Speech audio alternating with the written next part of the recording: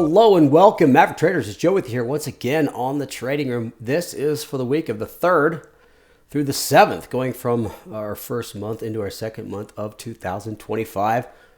It's been fun. You guys know how this works. Take responsibility for the outcome. First thing I'm going to do is going to break down some of the news of the week. Let's take a look at what the markets did. There's been some pretty cool action as of late. I do have a couple of trades that we'll also share with the community. Disclaimer. This video was created for professional stock and option traders. Maverick Trading is a proprietary trading firm that employs professional traders around the world.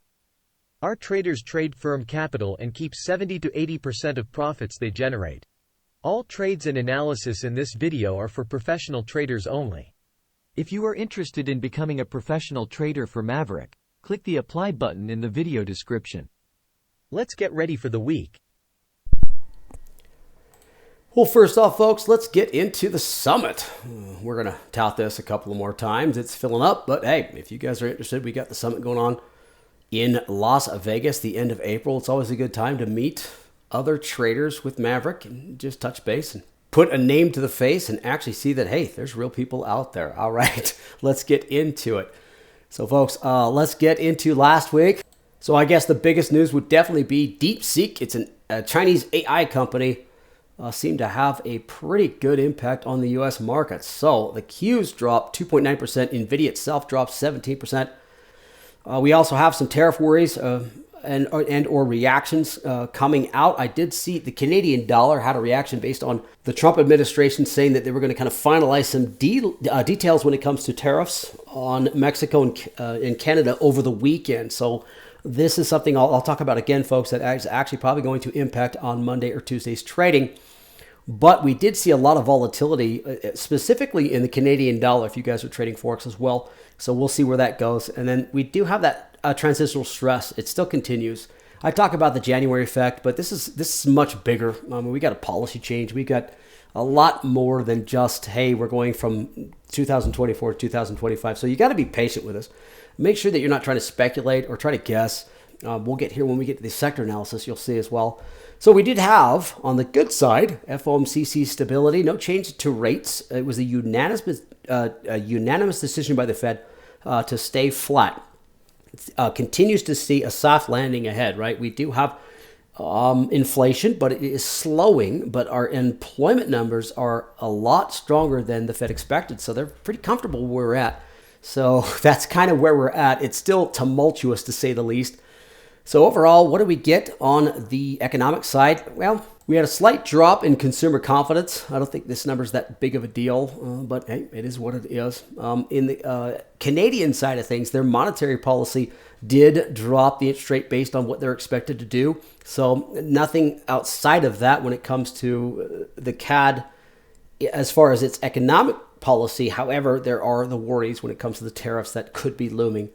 As I talked about here, we got the Fed funds rate. It was in line with expectations. It was a unanimous vote. In the press conference, Powell said that they're very comfortable on what's going on and what they're seeing in the economy.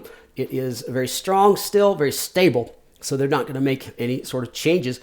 Overall, we got our GDP that came out. It was slightly lower, and then the unemployment claims were actually stronger, or I should say less than expected, showing some strength. So the GDP, folks, has revisions, and it's a very difficult thing to kind of calculate and the way that it measures. But seeing a little bit of a drop in the growth, but we do see stability and actually strength in unemployment, kind of a glass half full situation. Not much to look into past that. Outside of that, folks, it really wasn't too much to do with some of those numbers. It was a whole heck of a lot to do with the reactions the market had to that DeepSeek and then the subsequent recovery. So let's take a look at the market analysis because it wasn't overall that bad. Based on what happened on Monday, I would expect this to be a whole heck of a lot lower. So let's take a look at how we finished for the week.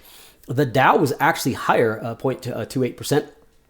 The S&P dropping 1%, and the NASDAQ recovering quite a bit, but still down 1.38%. Russell's down about 1%. Gold is just kind of playing itself out. I truly think that we are seeing a pretty good move to defensive plays, gold included. You'll see here that the Dow itself was super strong. After that DeepSeek came out, it had a pretty good move to the upside as everything else kind of fell. So let's just jump straight into it. You guys can see that we have this big red candle. Now today, it threw me off a little bit. One thing that I'm excited about is this is the announcement here, and it was, a lot of volume there. I talked on one of our end of day posts about the volatility index. It did pop up. It got to I think 21, 22, but it wasn't there for very long. It's not a substantial fear, I should say, or something, a fear that can be worried about day to day to day in the future. This is just kind of a reaction. And we did see it. And unfortunately, we did see a few stocks really suffer for it. In fact, NVIDIA is still struggling based on this news. But take a look at where we went. I mean, we got to this bottom point. We came back up. An inside day to move higher. Today's action, I see a little bit more of a sell-off with some higher volume. It does show a little bit more ominousness. But we did bounce pretty quickly off of this support level. And that just shows that, hey, when you've got a strong economy, when you're seeing things like some of the earnings coming out, it's still a glass half full. It's kind of hard to really just kind of throw in the towel when things are pretty stable. Yeah. So for now, I'm just going to chart it. Now, I do not like the candlestick that we were left with today. This is a bearish engulfing candle, which means, hey, we gapped down, we came back, we didn't quite revisit the previous high. We could roll back over. And this would be the area that we might roll over at. So, okay, I can see that. Volume was a little bit higher, but we do have a support level here. We're still in a pretty good sideways to up range.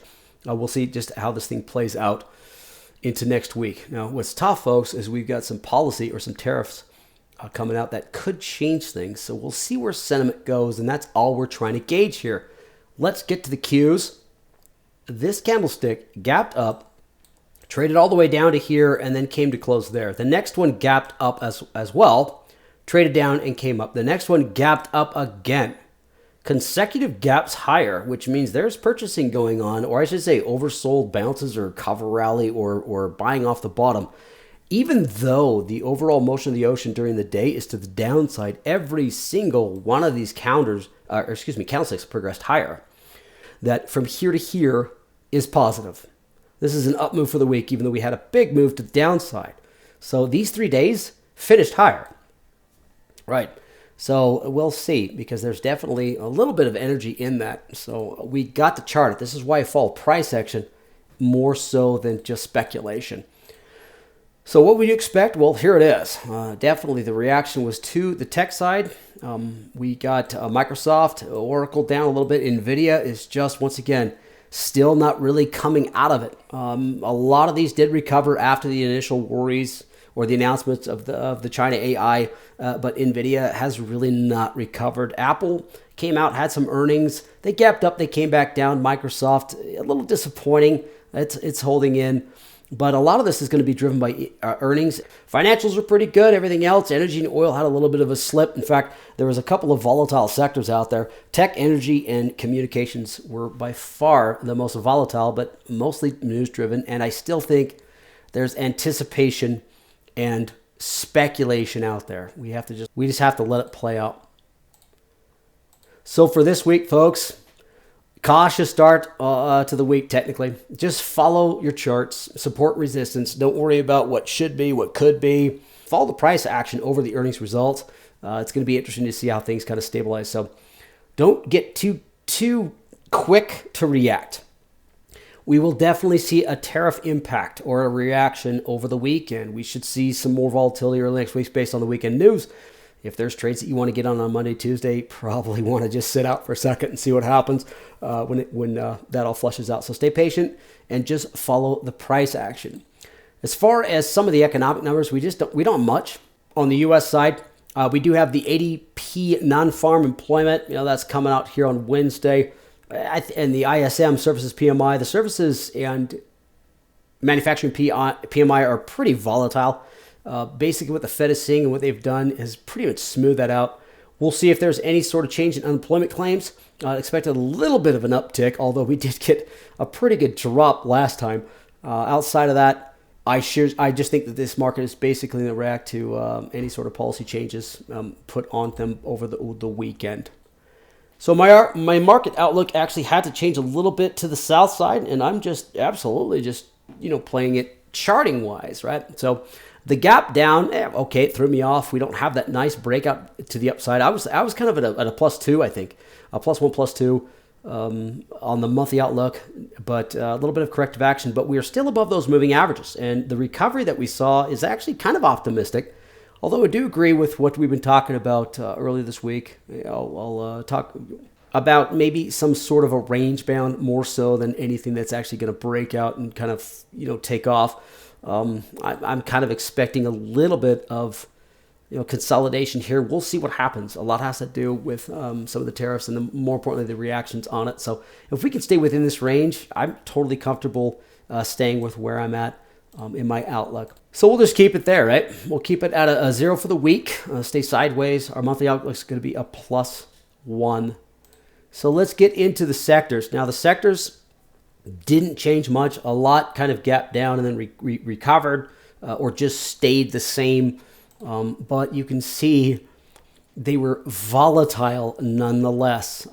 Take a look at this thing. So utilities down 2%, communications up 2.5%, and communications was the worst hurt. But it did have this gap up, candle down, gap up, candle down, gap up, candle down. But overall, it finished higher. Real estate just parked itself. Healthcare up a little. You got it here. So back and forth, up and down. Tech got smeared. I think it's just kind of reaction. A lot of it could do with some of the earnings and some of the results, and maybe some of some traders moving in and out of something else. So energy actually slid it as well. So it's pretty interesting because I really didn't change too much except for tech, energy, and communications. One of which went from, I think I called it a +2 down to a -2. I think that was energy, but let's take a look at it. A lot of volatility going on. So here's utilities. Utilities, this is where we broke it down. I could probably just get my arrow out here, and it's pretty obvious to see. Okay, there you go. Monday, Tuesday, Wednesday, Thursday, Friday. All right. So we're basically right back to where we started. So I didn't change anything too much in this sector. There wasn't any reason to. So I'm just going to keep it flat at a 0. Let's take a look at the communication services. And here it is again, right here, folks. Okay, so this is a gap up. This is a gap up with a negative move for the day. Another gap up with a negative move for the day. Another gap up with a negative move for the day. This is one of the stronger sectors for the week. In fact, I think it was the strongest. Take a look at this. It actually broke above resistance. The one that had the most turmoil when it came to the deep sink reaction, all that fun stuff, so on and so forth. So I didn't do anything. It shot up and it's still breaking out. It's still a +2. I thought for sure this was going to be some sort of corrective action, and it didn't. It just shot straight up. So it's kind of ignoring some of the reaction that we see in the markets. So the recovery is good to see.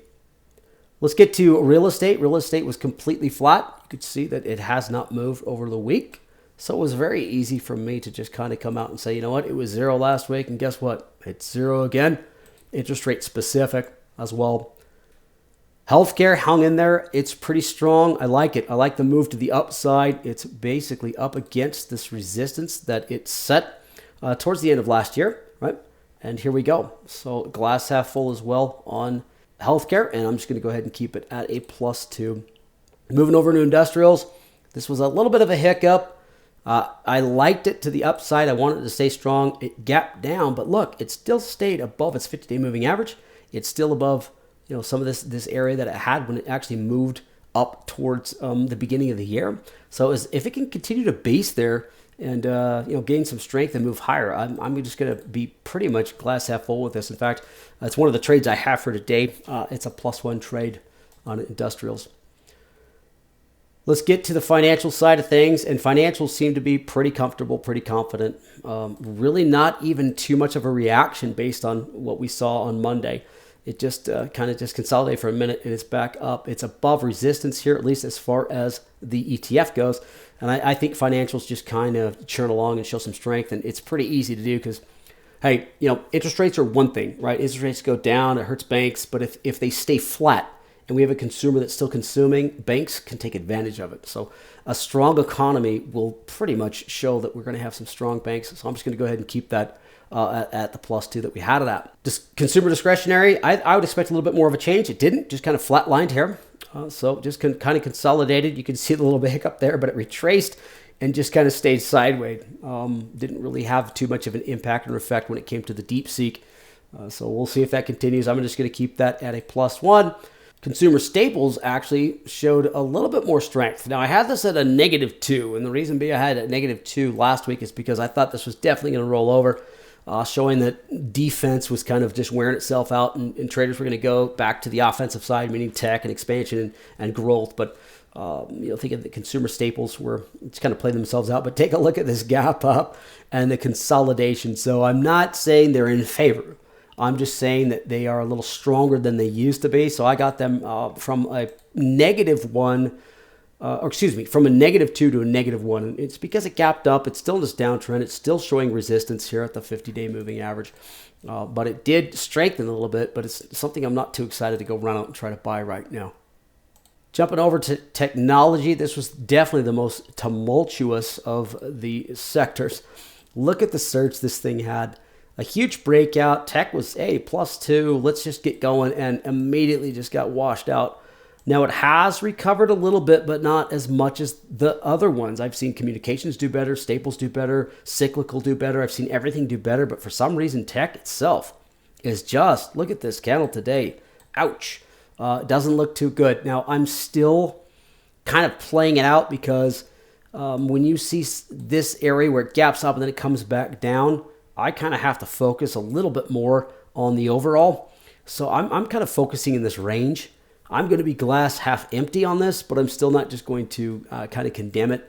There's some pretty strong earnings announcements and results in some of these techs. So I'm just going to give the whole sector itself a -1. Just staying cautious, but I'm not going to beat it down just yet. Let's move over to materials. And materials has just shown a little bit of sustainability, right? A little gap up and just stayed sideways, right? It kind of played itself out. I thought it was a little bit weaker at first. It was moving higher, so I said, okay, let's see if we can get this up to that 50-day. The consolidation up here through all what I've seen this week has kind of just got me a little bit more, hey, good for you. I'm going to give it a +1. It's kind of an emerging sector. It's nothing that I really want to jump into. Let's see if it can base and then move higher. But it is showing a little bit more strength than I expected it to. Energy was one that I was completely wrong on. Now, folks, we all score the markets different. I should have actually waited until I saw a doji here. I gave this thing, I think, a +2. I like the move above both moving average, a pullback. I'm like, oh my gosh, I should have gave it just a +1. But I didn't because it didn't turn. It did break. The problem is not only did it break, but look at this. It broke below the 50 and the 20 with a lower swing high. And oh my gosh, I've actually kind of flip-flopped this bad boy all the way over from +2, I think, to a -2.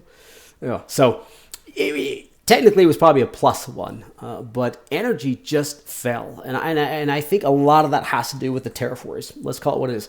We got a lot of tariff worries when it comes to Canada imports, Mexico imports. It's going to continue. Energy is a big part of what we do import. So if there's going to be tariffs on it, I imagine this is just a reaction. So let's just keep it there for now. So overall, this is our sector outlook. A couple things changed pretty big. It was staples bumped up a little bit, but energy fell all the way back down to a -2. And then technology I thought would kind of rebound like communication services did, and the staples and the consumer did, but it didn't. So this is what we got. Now this is what becomes super difficult when it comes to having a portfolio, when it comes to trading baskets. We've got a lot coming off, and I was pretty excited to see this, right? We've got a whole bunch coming off. We're only going to be left with 3 positions, but this is a situation that you want stuff to come off. And to put stuff on, you're a little reluctant. Last week, folks, I put on 3 trades. I mean, I could have put on a whole lot more to balance this portfolio out. Let's take a look at our outlook right now. The slope is still, MA, the slope is not very good, but the above the 50, below, it's there. Now, it wasn't, but if it wasn't for the move throughout the week, this would have been a lot different. So this is more of a reaction and then a recovery. It really didn't give me any sort of advantage or disadvantage. In fact, the only thing it did is it's gonna turn down the volume for me. In fact, I'm gonna go ahead and just you can see here as I zoom in, but I'm gonna go a little bit more +2 down to a +1. And that's all I'm doing is we gap down, that's great, we recovered, but you know what? Geez, we're back up to just below the previous high. So I just got to turn the volume down. Now, what makes things super, super tough, folks, is let's just get to it. So as I move from a +2 to a +1, you can see that I wasn't even ready to go when it comes to a +2. I still have a whole lot of open slots, right? I'm supposed to have one of these, three of these, four of these, five of these, two of these, and I've got, let's see, one, two, I got 3 positions on now. I'm going to go ahead and try to add 2 more, but notice what I'm doing. I'm adding 2 to the +1, adding 2 to the -1. Now, I don't have the confidence to actually throw out my 10 trades. I don't, or 15 trades. I don't. So what I'm going to do is I'm going to selectively add -1, +1, or whatever I need to be comfortable as I get to the overall +1 exposure. Now, the way that these sectors are moving, we're in the midst of 2 things. We've got policy changes and we have earnings. Very difficult to play here. It's 2025. It's been 2025 for 31 days?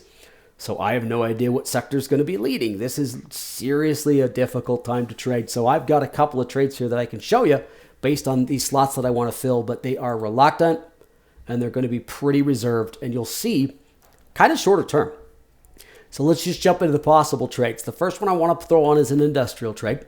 Now, this is one of the glass half full sectors. Now I'm going to throw it on something I know, right? This is GE, but I really don't want to give it too much flexibility, and I really don't want to be too cute with it. So I'm just going straight February 7th, 200, 215 bull call spread. Now that's $15, right? But it is still a +1 trade, and it is shorter term. This has an ATR of, I think, $4, $4 or $5. So I know that, hey, if it's going to get up there, it's going to get up there when it does. I don't really want to put too much in there past that. So let me zoom in on this a little bit. If you wanted to get a little bit of a slower play, that's fine. I am actually going to wait until I see this start to move higher. Now, folks, I am, I'll be about halfway through this. This is why it's a +1 trade. My target's 215. Let's say I get in this thing around 206, 207.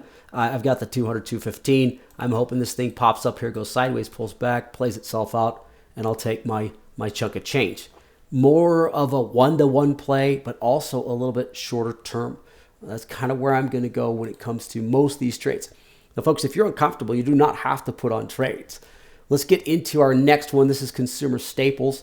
I want to throw in a little bit of a bear here. I looked at Monster, and I saw a couple of opportunities. I got the February 7th, 49.48 bear put spread. It's a -1 trade, not looking for much.